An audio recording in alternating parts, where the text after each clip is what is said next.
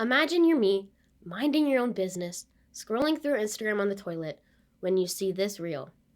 Okay, here's my top 3 red flags on Lord of the Rings opinions, or like the opinions people have about Lord of the Rings. I don't know how to word that, but okay. Frodo and Sam should have been in a romantic relationship. Grow up. Quit devaluing male friendships, and don't comment about the Sean Astin quote. It's taken out of context.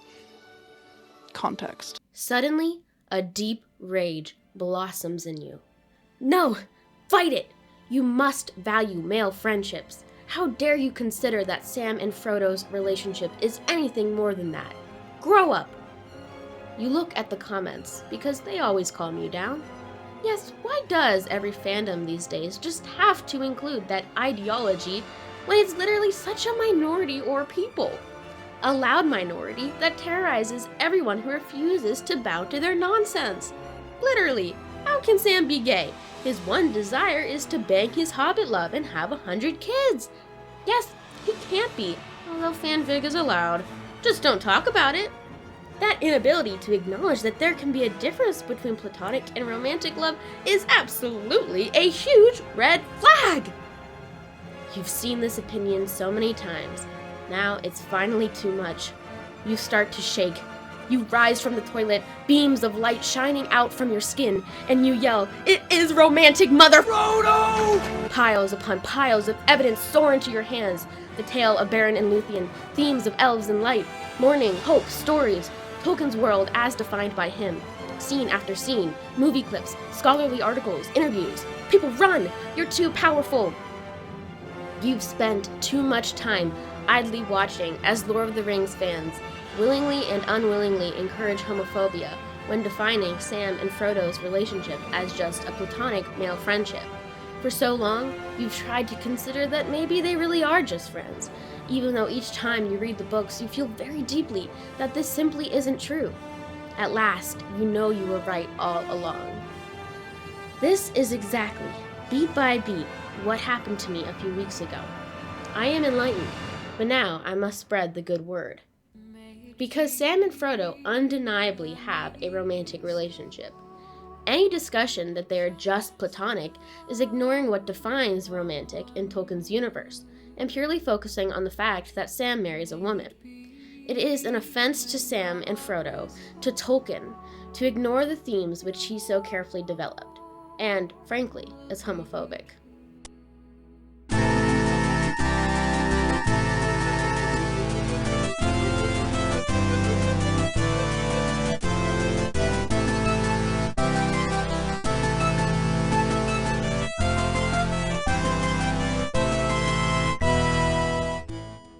To identify what is romantic in Tolkien's world, just look at the tale of Beren and Luthien, a story so important to Tolkien that these names are on the gravestone he shares with his wife. This union of a man and an elf repeats itself in Arwen and Aragorn. Their story begins when Beren first sees Luthien in the luscious forests of Doriath. As the light upon the leaves of trees, as the voice of clear waters, as the stars above the mists of the world, such was her glory and her loveliness, and in her face was a shining light. In his article, Good and Evil in J.R.R. Tolkien's Legendarium, Yuruke Korpwa writes of the significance of elves as beings of light. He references the scene in Fellowship where, on their way to Rivendell, the hobbits and Aragorn encounter Elf Lord Glorfindel. Frodo, greatly wounded from the Nazgul's Morgul blade, sees the elf as he really is. To Frodo it appeared that a white light was shining through the form and raiment of the rider, as if through a veil.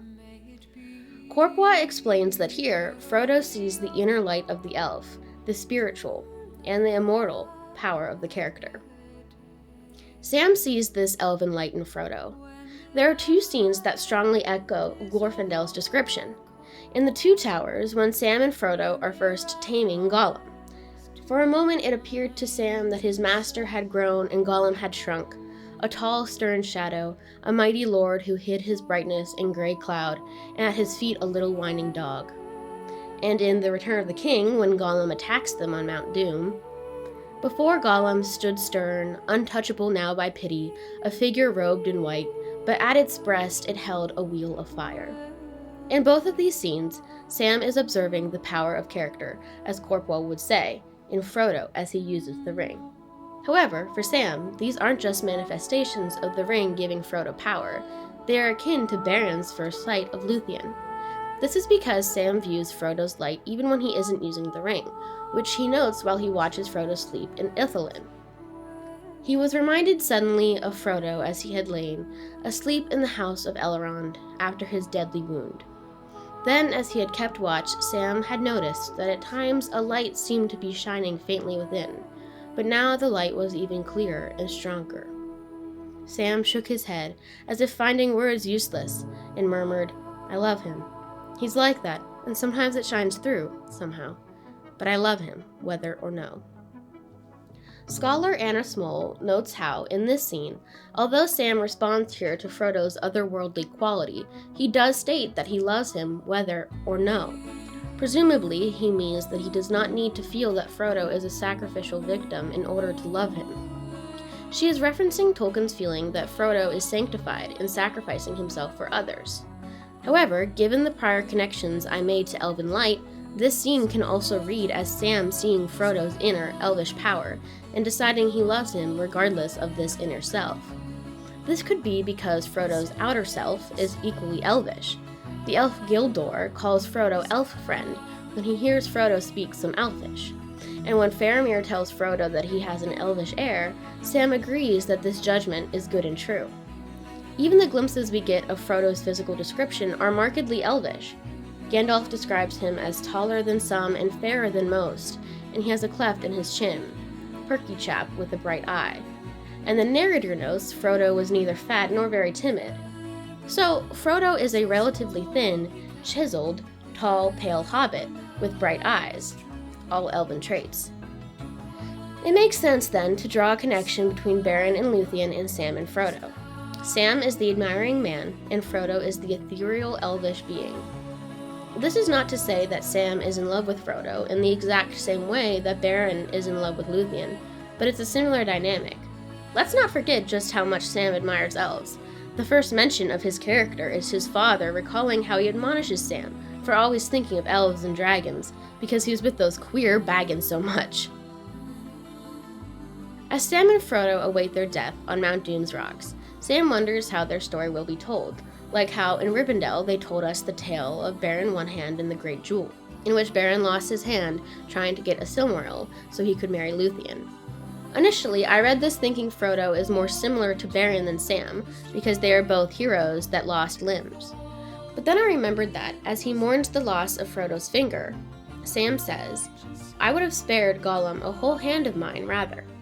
Sam would have lost his hand because of his love for Frodo, just as Beren lost his hand because of his love for Luthien. Beren and Luthien's dynamic also shares similarities with the other prominent romances in The Lord of the Rings, those being between Éowyn and Faramir, Aragorn and Arwen, and Tom Bombadil and Goldberry. Each of these pairings consists of two people from different groups, Rohan and Gondor, men and elves, the earth and the river. Being similar to Beren and Luthien, Sam and Frodo thus have similarities to these other romances. They come from two groups, working class and upper class. Frodo, like Éowyn, relinquishes care for his own life to save those he loves, and Sam, like Faramir for Éowyn, protects this life that Frodo no longer believes in. Frodo, like Aragorn, has perhaps finally found a place where he belongs in Valinor, and Sam, like Arwen, must lose someone he loves to be with Frodo, as he goes to Valinor after Rosie dies. Goldberry was born from the river, which brought her to Tom, and Frodo's parents died from the river, which brought him to Bag End and Sam. Sam resists the ring because he realizes the one small garden of a free gardener was all his need and due, a belief that very much reflects Tom's role as a master of the wood, water, and hill, essentially their caretaker, as they do not belong to him. None of these similarities are one-to-one, obviously. Still, the fact that these connections can be drawn makes it evident their relationship is romantic in the context of what Tolkien classifies as romantic. And what Tolkien classifies as romantic is arguably not romantic in the stereotypical sense at all. The only real difference between Sam and Frodo and all these other couples is that Sam and Frodo do not marry and have children. These two characteristics are what make a couple canon. That's it. Never mind any emotional connections or intimate moments that, when between a man and a woman, are romantic, but when between two male-presenting halflings, are just platonic. But this fact that Sam and Frodo are both male-presenting does make all the difference. I would be wrong to analyze their relationship by classifying them as we classify Tolkien's heterosexual couples. Their dynamic shows strong similarities with the dynamics of Tolkien's romances, but their relationship, their romance, shows its power in the ways it deviates from the others, the ways it encompasses more legends than just Beren and Luthien, the way the notion of their relationship being a romance at all embodies the core themes of strength in minorities and outcasts in Tolkien's works.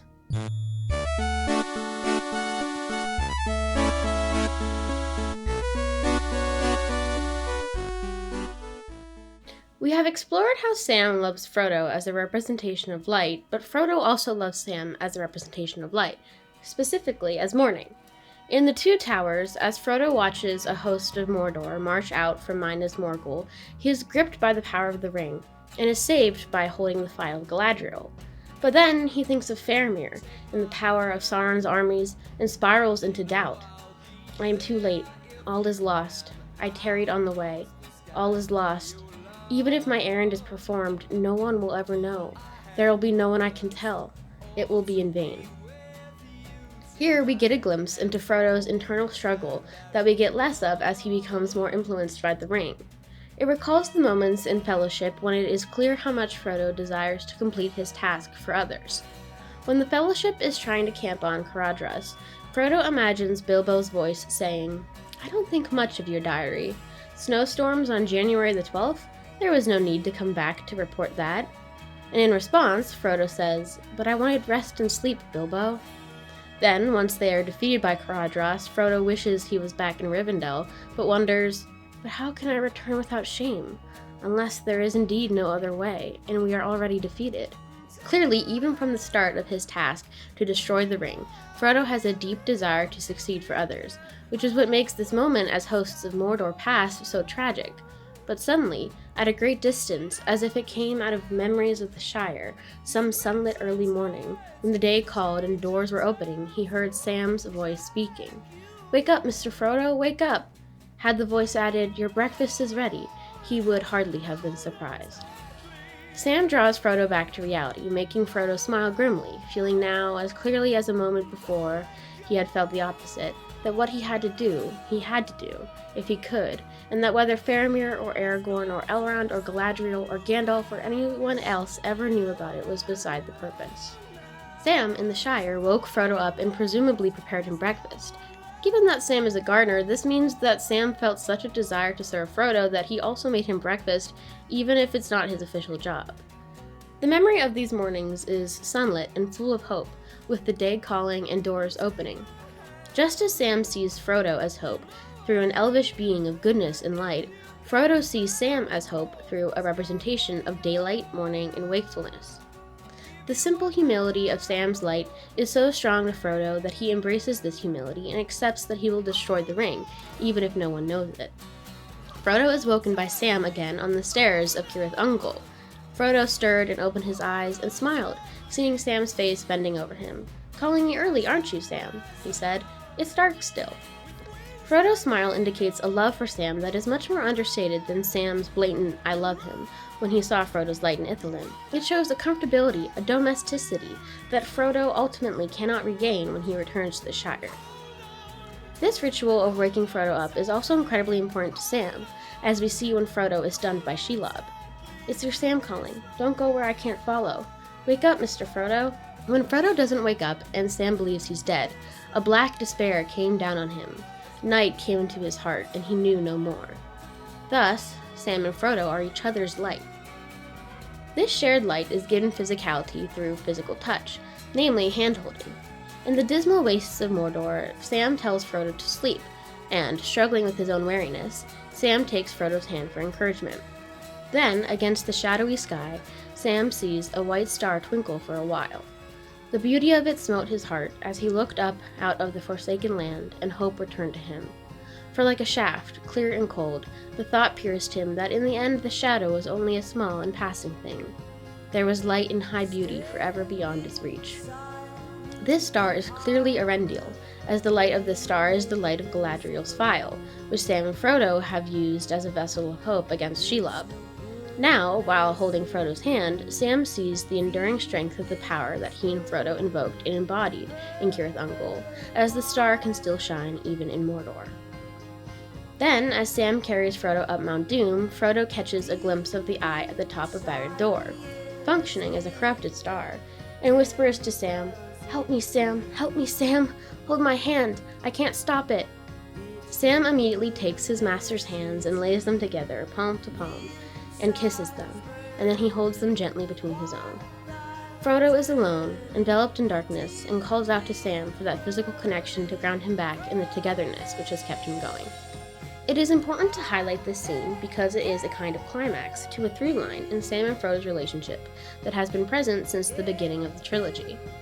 In Fellowship, we see many examples of Frodo not wanting his friends to join him on his journey because he knows its danger. Frodo does not plan to tell anyone about his leaving, but because Sam overhears his conversation with Gandalf, he is quote-unquote drafted. Gandalf punishes Sam for listening by saying he will go away with Frodo.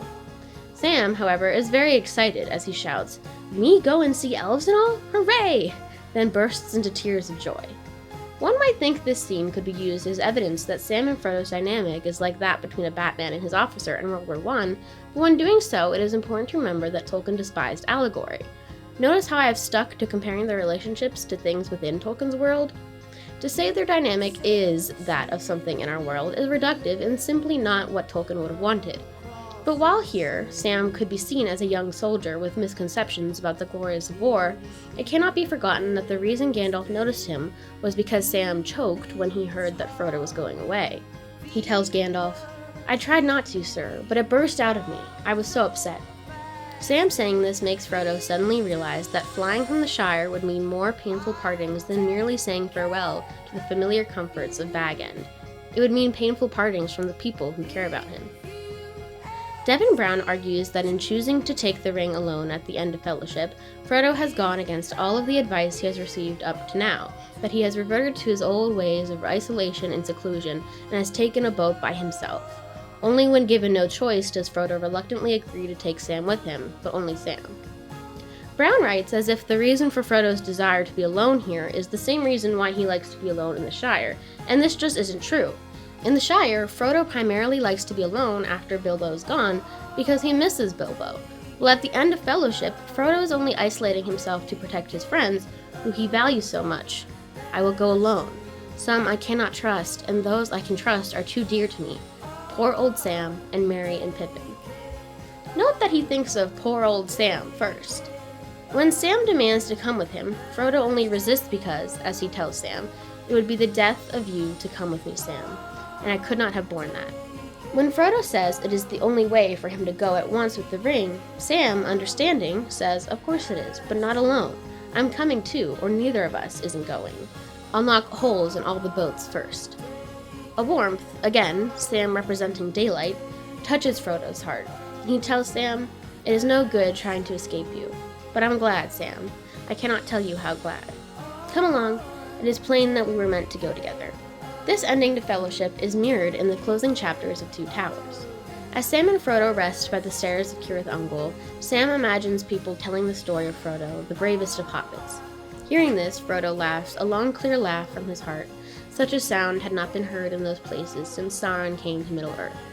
He tells Sam that he wants to hear more about Samwise the Stout-Hearted, as he liked his talk, which made him laugh, and Frodo wouldn't have gone far without Sam. Here we are directly shown how the hope Sam and Frodo find in each other is why they are so powerful, as it stands in defiance of the darkness.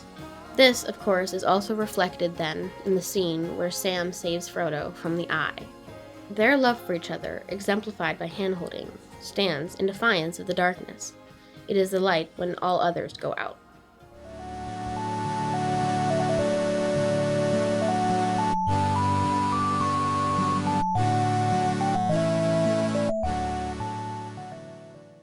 In order to further discuss Frodo and Sam's relationship as a romance, it is essential to first acknowledge Rosie. Anna Small cites letters 161, where Tolkien emphasizes the need for Rose's part of the story. Quote, "I think the simple rustic love of Sam and his Rosie, nowhere elaborated, is absolutely essential to the study of his, the chief hero's, character, and to the theme of the relation of ordinary life, breathing, eating, working, begetting, and quests, sacrifice, causes, and the longing for elves and sheer beauty." Small explains that Rose is part of the fabric of Shire life, not the exclusive focus of Sam's desires. Essentially, Rosie is a representation of normalcy. Tolkien valued this normalcy and the protection of it very much. The Shire is inspired by the English countryside, and one of the main goals in defeating Sauron was to preserve a place of safety and peace. It is why it is so tragic that Saruman's men ransacked the Shire, why this is, quote, worse than Mordor, as Sam says, because it is home, and you remember it before it was all ruined. Tolkien, of course, would find tragedy in the beauties of the English countryside being ruined by war and industry. Thus, in being able to restore the Shire and marry Rose, an embodiment of normalcy, Sam, the chief hero, gets Tolkien's idea of a very happy ending. However, because Rosie represents normalcy, Sam cannot be with Frodo while he is with Rosie. As I have established, to Sam, Frodo represents this, quote, longing for elves and sheer beauty, and from Tolkien's letter it is obvious that normalcy and great quests with elves cannot exist at the same time. This is why Sam is torn in two. He has been affected by his journey, but can still return to normalcy, something he rightfully wants to do. And yet, he cannot forget Frodo and all that Frodo means to him. He tells Frodo that the only place he really wants to be is in the Shire. The grandeur of the world no longer appeals to him. And yet, he is conflicted, because Frodo represents the outside world, and he loves Frodo. Frodo responds, "Poor Sam, it will feel like that, I'm afraid, but you will be healed. You were meant to be solid and whole, and you will be." Sam will live as Frodo cannot. This sentiment is developed as Frodo is leaving for the Grey Havens. Sam, realizing Frodo is leaving, says, "And I can't come." Never mind his wife and child. Frodo answers, "No, Sam, not yet anyway, not further than the Havens. Though you too were a ring-bearer, if only for a little while. Your time may come. Do not be sad, Sam. You cannot be always torn in two. You will have to be one and whole for many years. You have so much to enjoy and to be and to do." Then, when Sam says he thought Frodo was going to enjoy the Shire too, for years and years after all Frodo has done, Frodo explains, "So I thought too, once. But I have been too deeply hurt, Sam. I tried to save the Shire, and it has been saved, but not for me. It must often be so, Sam, when things are in danger. Someone has to give them up, lose them, so that others may keep them." Small explains, Sam's return to ordinary life can only happen once his extraordinary friendship with Frodo becomes internalized as a memory, to be kept alive, as Frodo suggests, in the reading of the Red Book and in the telling of stories. The Red Book of Westmarch follows the, quote, quests, sacrifice, causes, and the longing for elves and sheer beauty which Sam's ordinary life could not allow. And yet Sam keeps these things alive by finishing and sharing the book. Appendix B reads that after Rosie dies, quote, "the tradition is handed down that Sam passes over the sea to Valinor." The last thing Sam does is not die peacefully in the normalcy that Rosie represented and that he and Frodo protected. The last thing he does is regarded as a kind of legend, as he goes off to the Elvish realm which he so loved since the beginning, the realm which Frodo represents. At the stairs of Cirith Ungol, he wondered if they would be read in a book, imagining a child loving the story of Frodo. Frodo was very brave, wasn't he, Dad? Now, Sam has accomplished his role of the father telling the story, imparting his love and respect for Frodo, bravest of hobbits, to generations, and is at last following Frodo to the place he once could not follow. The mere fact that the Red Book is handed down long enough to be translated by Tolkien into the Lord of the Rings is a testament to its importance to Sam, to Frodo's importance to Sam. The act of reading the Lord of the Rings is the act of Sam loving Frodo.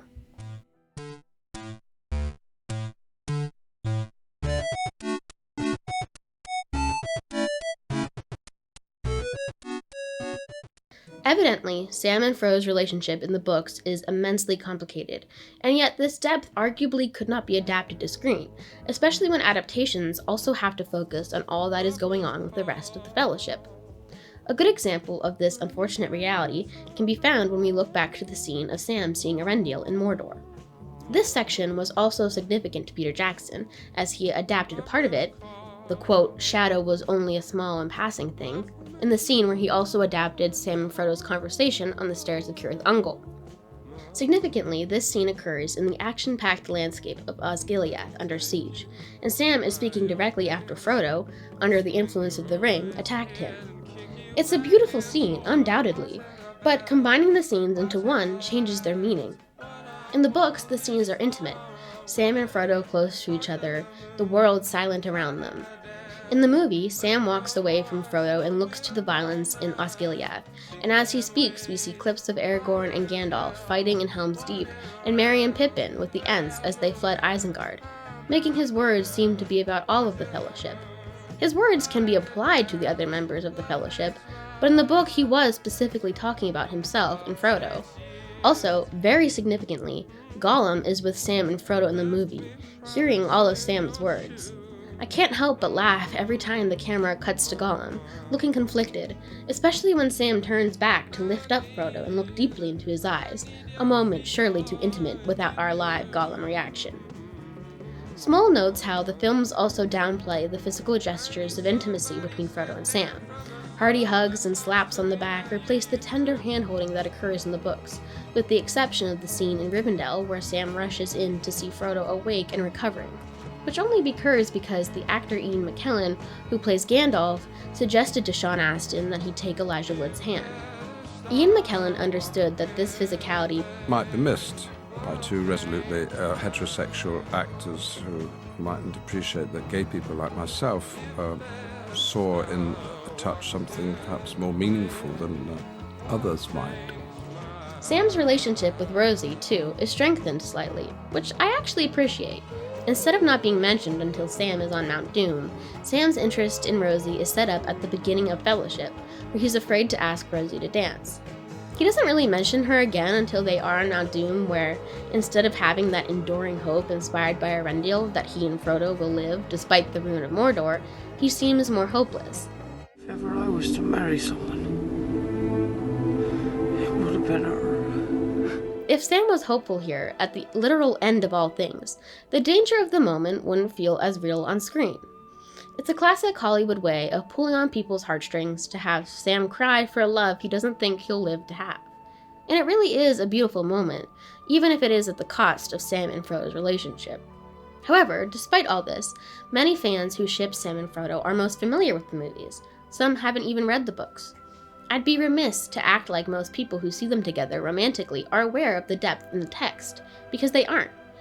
Sam and Frodo's relationship is romantic within the context of the books, as Tolkien's romance is best exemplified by other heterosexual couples. Following this definition, Sam and Frodo's relationship is romantic because it shares similarities with other heterosexual couples, and because their actions inspire the emotional appeal of heroism as they act as each other's light. But I've been going so in depth about all of this because most attempts I see online of people trying to define Sam and Frodo's relationship use the movie and our world standards as the context. As I said previously, this was not Tolkien's intent. He did not want the relationships and events in his stories to be seen as representations of things in our world. And yet, with Lord of the Rings being as globalized as it is, primarily through the movies, this is really unpreventable. Therein lies the rub.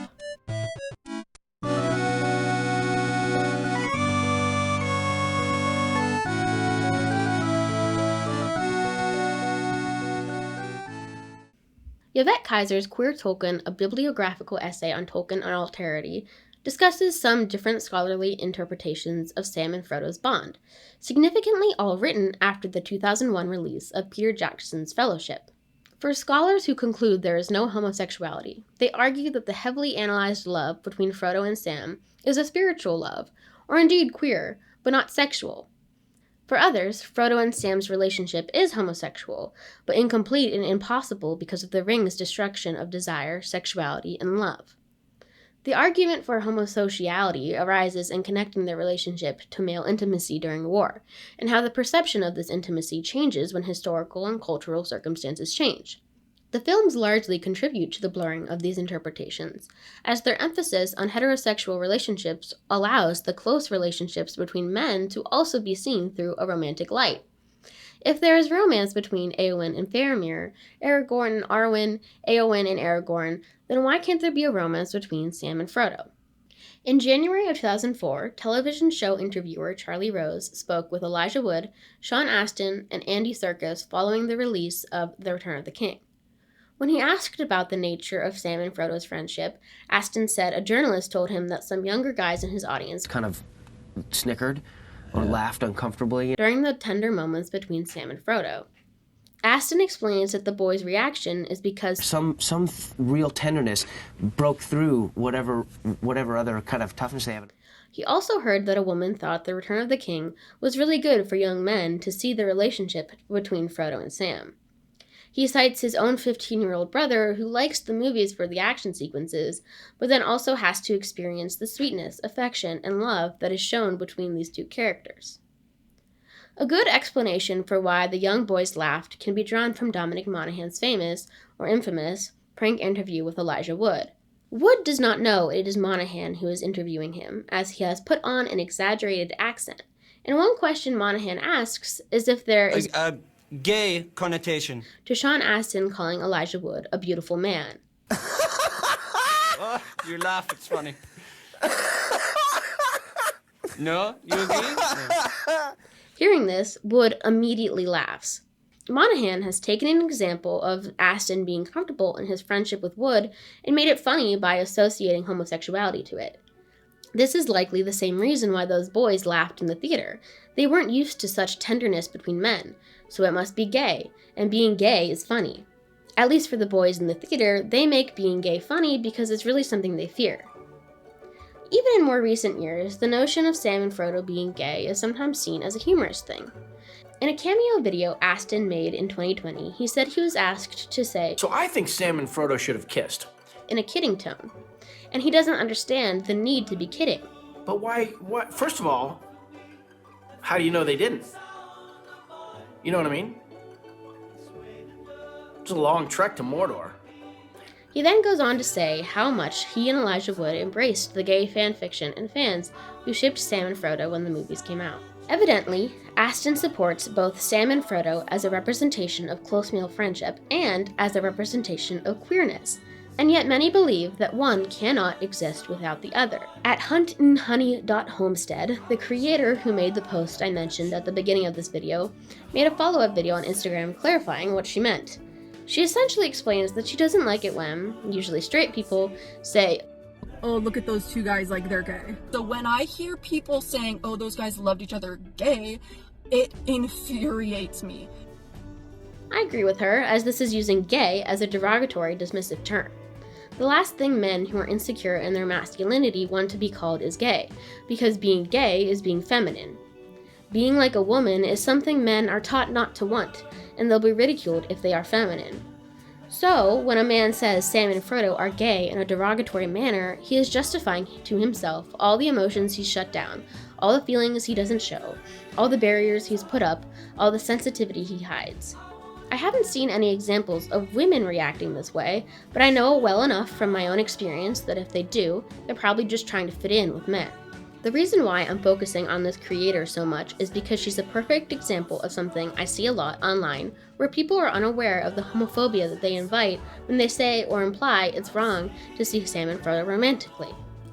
Saying it is a red flag to think that Sam and Frodo should have been in a romantic relationship is a terrible way to articulate what she apparently really meant, because I can say with certainty that not a single person who goes, "Oh, their relationship is just gay," who laughs during the tender moments, who is homophobic, thinks Sam and Frodo should have been in a romantic relationship. The entire reason they say these things is because they are uncomfortable with the possibility that it could be romantic. We will never be able to teach young men that it's okay to be sensitive with your male friends if we keep reinforcing this reality that being gay and thus being feminine is a bad thing. Sam and Frodo's relationship is powerful because there is no one true answer of what they are. You could only really put the names Beren and Luthien on the headstones of a married couple, but you could put Sam and Frodo on the graves of a married couple, best friends, or people in a queer relationship that is not defined by heterosexual criteria, i.e., aro-ace people, queer platonic relationships, etc. But when you emphasize the importance of Sam and Frodo's relationship as a friendship, You are reducing their complexity, inviting homophobia, and excluding minority groups, which Tolkien's trilogy focuses entirely on. This is why it's so important to say that Sam and Frodo's relationship is romantic. It isn't romantic in the same way heated rivalry or Heartstopper is, but it's still romantic within the context of what is romantic in Tolkien's world. It can be a romantic friendship, romantic queer love story, whatever you want, but we must assert that it is romantic. Calling it romantic will shut down the homophobic people who take interpretations of their friendship as proof that people who disagree are a loud minority that terrorizes everyone who refuses to bow to their nonsense. Although this comment has some truth to it. People who interpret Sam and Frodo's relationship as something beyond really close friends are a minority, despite the creator's assumption that the majority of people call their relationship gay. What she's really seeing is that a lot of people use gay as a derogatory term. It is here that we must ask the eternal question, WWTT, what would Tolkien think? A common argument is that Tolkien would not agree with this interpretation because he was a devout Catholic man. I do think it's valid to say Tolkien was not intentionally writing Sam and Frodo's relationship as queer, but it is completely and utterly invalid and honestly insulting to Tolkien to reduce his personhood to devout Catholic man, especially if you're seeing his Catholicism as modern American Catholicism. Berlin Fleeker notes how Tolkien specifically objected to the Arthurian world as a candidate for England's myth since it explicitly contained the Christian religion, which seemed to him, quote, fatal. Myth and fairy story, he wrote, must, as all art, reflect and contain in solution elements of moral and religious truth, or error, but not explicit, not in the known form of the primary, quote, real world. Fleeker says the operative word in this statement is art. Tolkien was writing fiction, not theology. This supports how Tolkien, quote, cordially disliked allegory in all its manifestations. He was explicitly trying to write something separate from existing belief systems. Inevitably, he still had influences in his writing, but these influences were not just Catholic. They were Old English, Old Icelandic, medieval, pagan, and regardless, Tolkien has made it clear that he'd prefer his work to be seen as something defined by his world, not our world, which I have done. It is also important to remember that Tolkien's heroes are literally minorities and outcasts. Jane Chance writes how the reasons for The Hobbit's success derives from its giving voice to the dispossessed of the 20th century, as epitomized in the marginal figure of the Hobbit. The Hobbits are four little guys in a world full of big people, and Frodo is an outcast even when he's at home. Aragorn is a king living in self-imposed exile. Gandalf is a strange wizard that most of Middle-earth is wary of. Legolas is the only elf in the Fellowship, and Gimli is the only dwarf. Boromir is the member of the Fellowship who is really not a minority nor an outcast, and, well, we see what happens to him. And let's not forget Éowyn and Faramir. Éowyn is obviously a minority in these very male-dominated settings as a woman, but also an outcast with Merry, as they both want to participate in the fighting and are told they can't.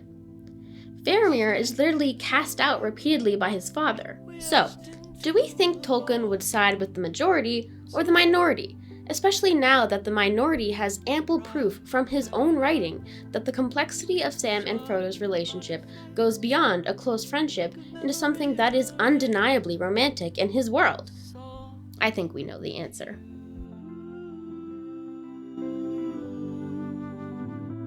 Song for